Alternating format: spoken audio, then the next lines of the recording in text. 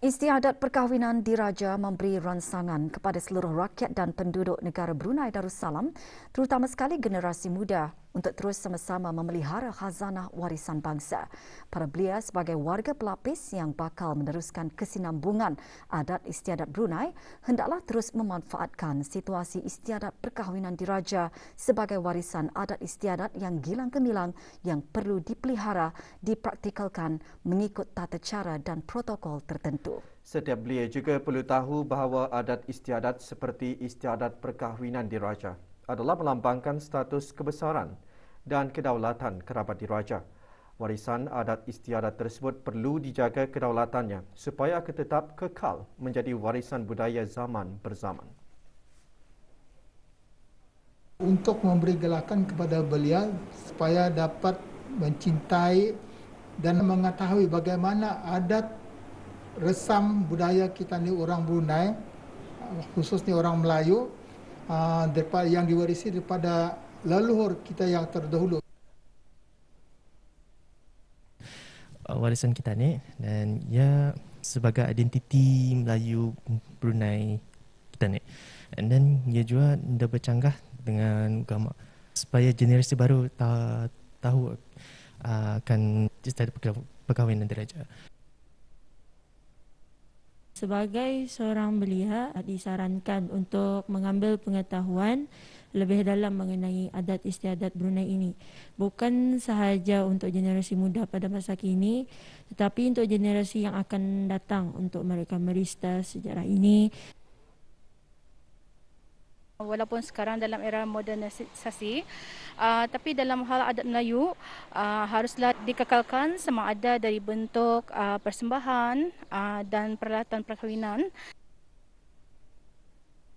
Adat istiadat perkahwinan diraja ni tentunya perlu diketahui oleh generasi muda supaya diorang ni tahu apa kegunaan, contohnya peralatan-peralatan dan perhiasan perkahwinan diraja.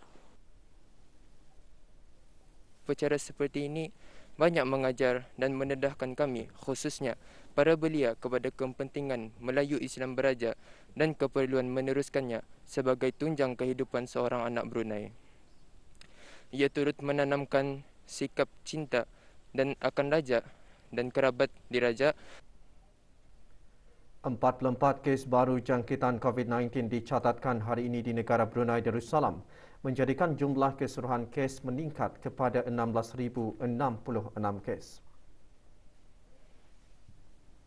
Kementerian Kesihatan dalam siaran akhbarnya memaklumkan 31 daripada kes tersebut kes tempatan, manakala 13 kes import. Sementara itu, 2,333 ujian makmal dilaksanakan dalam tempoh 24 jam. Manakala kadar kes positif 1.9%.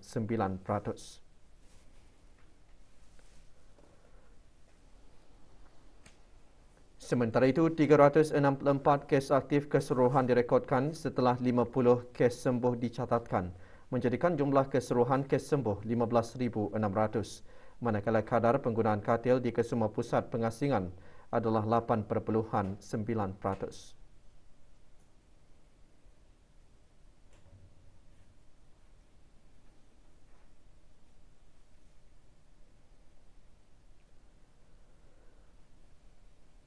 Sehingga 20 Januari 2022, kadar keseluruhan penduduk yang menerima sekurang-kurangnya satu dos vaksin 94.7%, untuk dua dos vaksin 93.9%, sementara 36% bagi penerima 3 dos vaksin. Manakala tiada kompaun dikeluarkan bagi sekatan pergerakan yang dijalankan dari 12.30 malam hingga 4 pagi.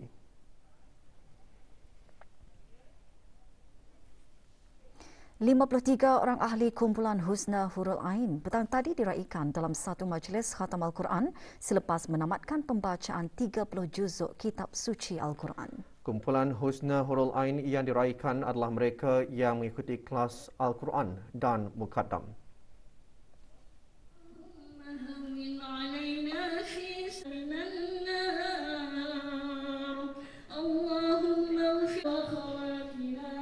Hadir Puan Yang Terutama Humaira Riji Zuroki, Duta Besar Istimewa dan Mutlak Republik Islam Iran ke negara Brunei Darussalam. Dengan adanya majlis seumpama ini, ia dihasrat dapat meningkatkan semangat para ahli untuk terus membaca dan mencintai Al-Quran dari semasa ke semasa dengan baik dan sempurna, di samping membudayakan amalan membaca Al-Quran dalam kehidupan seharian serta menjadi pendorong kepada para ahli yang lain yang masih dalam proses mengkhatamkan bacaan Al-Quran mereka.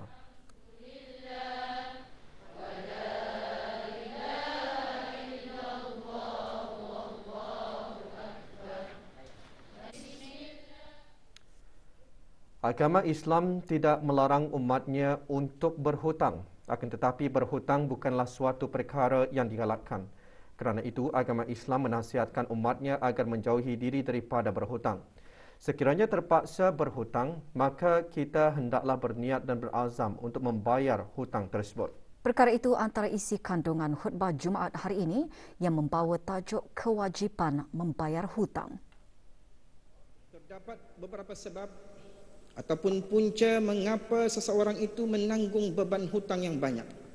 Antaranya, pertama, terlalu terikut-ikut dengan tren ataupun gaya hidup semasa sehingga berbelanja di luar dari kemampuan.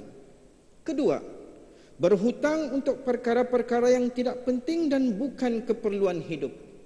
Ketiga, kurang bijak dalam menilai, mengatur dan mengurus keuangan ataupun perbelanjaan. Dan keempat, suka melengah-lengahkan membayar hutang sedangkan dia sudah mampu untuk melunaskannya. Rasulullah SAW dalam hadis baginda ada menyatakan bahawa orang yang mampu membayar hutangnya akan tetapi dengan sengaja menunda-nunda ataupun melengah-lengahkan membayar hutang tersebut dengan memberikan pelbagai alasan, sedangkan orang itu mampu untuk membayarnya, maka perbuatan itu adalah satu bentuk kezaliman. Abang Haji Mulyadi bin Mohsen, pengurus syarikat Marsha Farm mengakui mula berminat dengan bidang pertanian sejak mengikuti kedua ibu bapanya turun ke kebun. Sejak dari itu, minatnya makin mendalam dengan adanya sokongan dari pihak kerajaan, khususnya Kementerian Sumber-Sumber Utama dan Pelancongan, dalam memberikan peluang untuk mengusahakan dan memajukan tapak pertanian. Daripada sokongan tersebut, beliau berupaya menambah luaskan ladang pertanian syarikat dengan pelbagai jenis tanaman termasuk sayur daun seperti sawi keriting dan bayam, sayur buah seperti labu, butternut squash, jagung manis dan mulberry. Alhamdulillah, apabila diberikan kelulusan untuk mengusahakan tapak, saya mula berusaha di KKP Sungai Liang dalam keluasan seluas 2 hektar masa itulah. Tapak ini mengusahakan tanaman sayur-sayuran yang ditanam secara hidroponik, fertigasi, rumah pelindung udan dan juga drip. Setelah beberapa waktu mengusahakan tanaman sayur-sayuran, syarikat telah mengambil inisiatif untuk mempelbagaikan tanaman. Awang Haji Mulyadi juga berkata banyak ilmu baru yang diperolehi dalam bidang pertanian kerana setiap tanaman mempunyai cara penjagaan tersendiri bagi memastikan hasil ladang yang dikeluarkan berkualiti tinggi.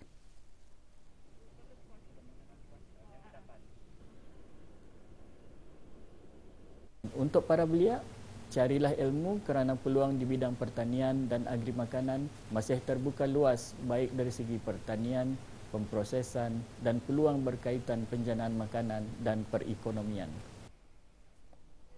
Brunei Institute of Leadership and Islamic Finance BELIEF melakar satu lagi pencapaian utama setelah terpilih untuk menerima Anugerah International Finance 2021 dalam kategori Best Emerging Islamic Finance Training Institution Brunei 2021. Acara penganugerahan tersebut telah berlangsung di Jumeirah Emirates Tower Hotel Dubai, Emiria Arab Bersatu pada 20 Januari 2022. Anugerah yang dikendalikan setiap tahun oleh International Finance Magazine United Kingdom merupakan sebuah anugerah berprestij yang memfokuskan bakat-bakat industri termasuk kemahiran dalam kepimpinan, net worth serta keupayaan secara menyeluruh di platform antarabangsa.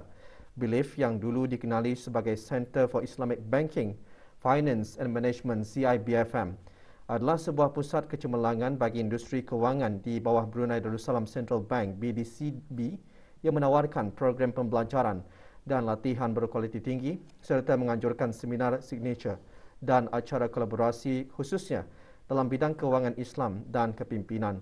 Maklumat lanjut mengenai Belief, layari laman sesawang belief.com.bn atau kan Instagram @belief.bn.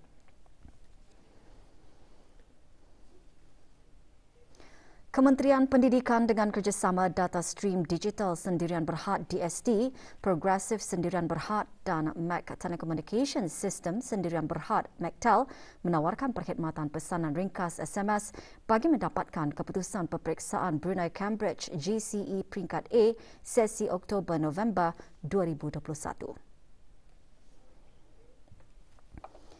Ibu bapa atau penjaga dan pelajar yang ingin melanggan perkhidmatan ini boleh membuat pendaftaran melalui khidmat pesanan ringkas SMS dengan memasukkan teks berikut MOE, jarak REG, jarak kod pusat, jarak nombor calon, jarak nombor IC calon dan dihantar ke 888-5555 bagi pelanggan DST dan 38666 bagi pelanggan Progressive Sendirian Berhad. Tiada bayaran dikenakan sewaktu pendaftaran melalui telefon bimbit. Langganan boleh dibuat mulai esok Sabtu 22 Januari 2022. Keputusan peperiksaan hanya akan dihantar kepada pelanggan melalui SMS setelah mendapat kelulusan daripada Jabatan Peperiksaan Kementerian Pendidikan untuk mengeluarkan keputusan tersebut. Pelanggan akan dikenakan pembayaran berjumlah RM3 bagi setiap keputusan SMS yang diterima. Maklumat lanjut boleh berhubung melalui email dan laman sesawang yang tertera.